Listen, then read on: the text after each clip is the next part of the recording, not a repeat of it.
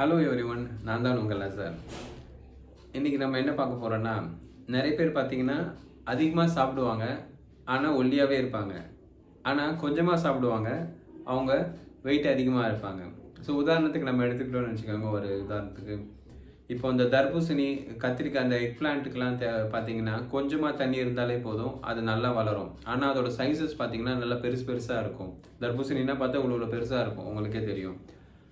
ஆனால் இதே ரைஸ்க்கு பாருங்கள், அதிகமாக தண்ணி தேவைப்படும்.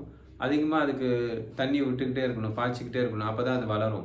ஆனால் அது பார்த்திங்கன்னா மெலிசாக இருக்கும். ஸோ இதில் நம்ம பார்க்க வேண்டிய விஷயம் என்னென்னா, நம்ம என்ன உள்ளே எடுத்துக்கிறோன்றது முக்கியம் கிடையாது.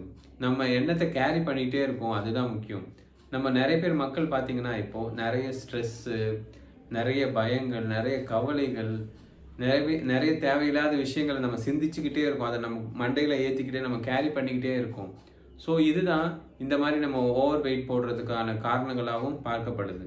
ஸோ எப்போவுமே உங்களை மைண்ட் ஃப்ரீயாக வச்சுக்காங்க, ஹெல்த்தியாக இருங்க. மறக்காமல் என்னோடய சேனலை சப்ஸ்கிரைப் பண்ணுங்கள், லைக் பண்ணுங்கள், கமெண்ட் பண்ணுங்கள், உங்கள் ஃப்ரெண்ட்ஸுக்கு ஷேர் பண்ணுங்கள். ரொம்ப நன்றி.